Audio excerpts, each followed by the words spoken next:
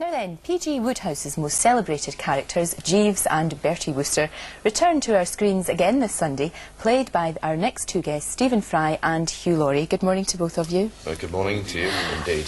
I would have thought that sort of Jeeves and Bertie Wooster and things that you two would do as a sketch, as a sort of take-off, but you do it very... you stick to the book, don't you? This is for real, yes, absolutely. This is based on a lot of, well, a handful of short stories and one novel. This is actually the real thing, yes. Because, I mean, a sketch, 3 minutes, we're stringing it out for 5 hours, for goodness sake. 5 hours? Yeah. Not at once. No. Not at once. Handy little 5-hour parcels. That's right. Convenient, family-sized chunks. That's just a serving suggestion. Yes. Very nice. It seems to be very sort of innocent. I mean, you say Great Scott a lot and things like that, don't you? Yes, dash it. Dash it. One kiss. There is one kiss in episode 4, I think. There is no sex at all in 5 hours. I mean, it seems staggering. You can do 5 hours of television without mentioning sex. I've done 8 years. Well, yes, all right. Yeah. But no, there is one kiss.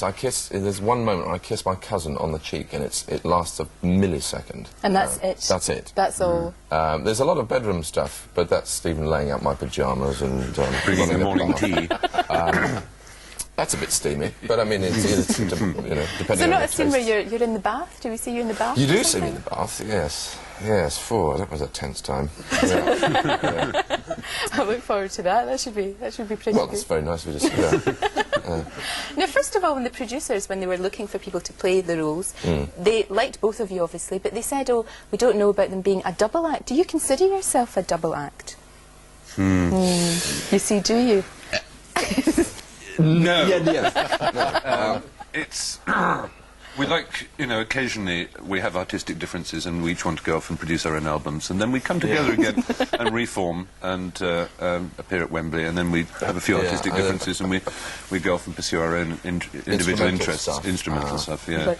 Hugh is getting very excited with Bornese rhythms at the moment. Yes, yeah. But no, we do things together, obviously, but we do things apart as well. I mean, for goodness sake, we're not joined at the Hitler aim. Oh, you're so funny. But it's... no, I mean, it's a very good point. I think the producer didn't want a double act to be Jeeves and Wooster, but he did sort of compile a list of his sort of top 3 Jeeves persons and top 3 Bertie persons, and we were there. And really... and despite his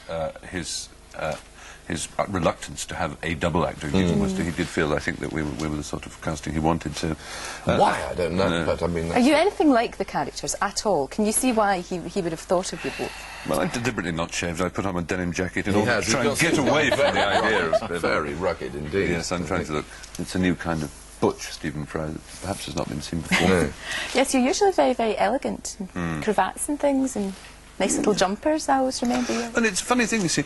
I was once interviewed by someone from the press, and I was wearing, at the time I was motorbike, and I was wearing a white T-shirt with a black leather jacket and jeans. And I gave a 2-hour interview to this woman, and the first word of the interview when it was printed was Tweedy. Tweedy Stephen Fry. I mean, it's basically the voice is Tweedy. The voice is hand-stitched lovingly in the Highlands, but the rest of me, I can wear what I like, and I'll still be You called don't Tweedy. mind being Tweedy, though. It's quite a nice description. Sweet to be Tweedy. Do you both get on quite well? I mean, you must, because you were the best man, weren't you? Don't. Yes. No, you must get on. Yes, I was the best man. Hugh's wedding. Hugh is my sergeant major, my matron, my girlfriend, my one-night stand, all rolled into one. He's everything to me. And I'm to Hugh nothing. I'm less than a lump beneath his shoe. He's a number in a book. See. But he's we do get on well. Yes, he is. He's the godfather to your child. He's the rationalist father of my child, yes. And do you think that he'll provide guidance during the years when your child's growing up before? Well, I think he will, actually, yes. I mean, it's just guidance in what direction. That's just the worrying thing, obviously. But no, I'm sure he will, I've no doubt. Take his responsibilities seriously. Yes. Hugh, if you believe everything that you've read about Stephen, he's arguably the most dangerous man in the history of the earth. I mean, is he really a meek, mild kid? What on earth have you been reading? You know. Well, no, he's an absolute pussycat underneath all that tweed. And leather and denim. And leather and denim, yeah. You two occupy almost as much airspace as Wogan. Is there a danger in this for you, do you think? Well, yes, there is, in a way. I mean, It's not the same airspace as well. No, it's very peculiar. You do, obviously, things at completely different times. At January, you do something, and then the next May you do something, and of course, television people in their wisdom cram it all in exactly the same month, the following April, so it looks as if you're hogging the airwaves. Do you actually get embarrassed by that? And you personally, do you get enormously, yes. Incredibly embarrassed. And of course, there are always television journalists who will fulfil your greatest embarrassment nightmares by saying how ubiquitous you are. But of course, you see, you're on television every day, Mike, virtually, aren't you? See? And no one says, oh, well, they're on every day, it's just ridiculous. We do get certain comments. You may have seen one or two. Listen, we'll chat more later. Yeah, it's a dangerous part. You've got to get it right, because it's like Moriarty and Holmes. If you don't. Archetypes, absolutely. Absolutely, and there's a danger of, I know, people have expectations, you see. Got to deliver. But we're all agreed on one thing. P.G. Wodehouse should be mandatory reading for all 11 and 12-year-olds. Absolutely. Absolutely. Great right. Bringing through a private member's bill to have exactly that put on there. Definitely. They'd call it Woodhouse there, wouldn't they? Wouldn't be right.